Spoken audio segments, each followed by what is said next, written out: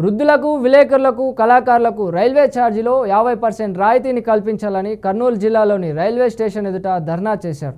ఈ ధర్నాలో రాష్ట్ర, కేంద్ర ప్రభుత్వ రిటైర్డ్ ఉద్యోగులు, పత్రికా ప్రతినిధులు, వివిధ కాలనీల అసోసియేషన్ల ప్రతినిధులు పాల్గొన్నారు. రోడ్డు ప్రయాణం ఖర్చుతో పాటు శ్రమతో కూడుకున్నదని, రైల్వే ప్రయాణం సులభంగా ఉంటుందని పౌర సంక్షేమ సంఘం నాయకులు అన్నారు. ధర్నా అనంతరం రైల్వే మాస్టర్ నాగరాజుకు వినతి పత్రం అందజేసినట్లు తెలిపారు.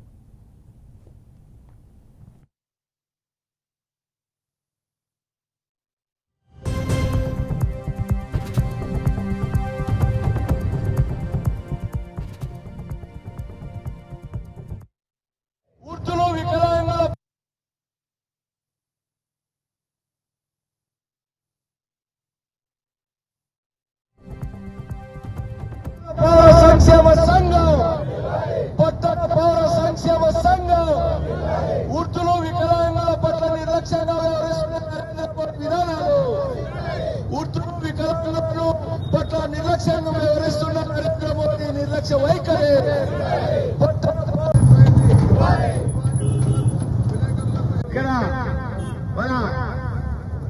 ఈ పట్టణ పౌర సంఘం సంక్షేమానికి ఎవరైనా కానీ రాష్ట్రంలో తింటా కేంద్రంలో లొట్టగా ఏ ప్రభుత్వమైనా కానీ ఇలాంటి తగ్గించడం అన్నది, తీసేయడం అన్నది మన ప్రజాస్వామ్య రాజ్యానికి శోచనీయంగా ఉంది. అలాంటప్పుడు దీన్ని పాటించడమే ఈ సంఘ నాయకులందరికీ ధన్యవాదాలు అర్పించడమే కాదు, మన భారతదేశంలో అన్ని నాయకులు, అన్ని సంఘాల వాళ్ళు కలిసికట్టుగా పోరాడతాం పోరాడతాం పోరాడతాం పోరాడతాం పోరాడతాం పోరాడతాం పోరాడతాం. ఈ రైల్వే డిపార్ట్మెంట్ లో ఉన్న 50% శాతం లేదు.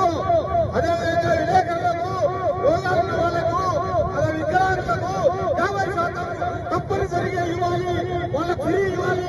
అలాంటి వక్తలంతా మాట్లాడినట్లుగా ఈ మొండి ప్రభుత్వం సీనియర్ అంటే లెక్కలేదు, వాళ్ళు బ్రతకడంగా అన్న విధంగా ప్రవర్తిస్తోంది.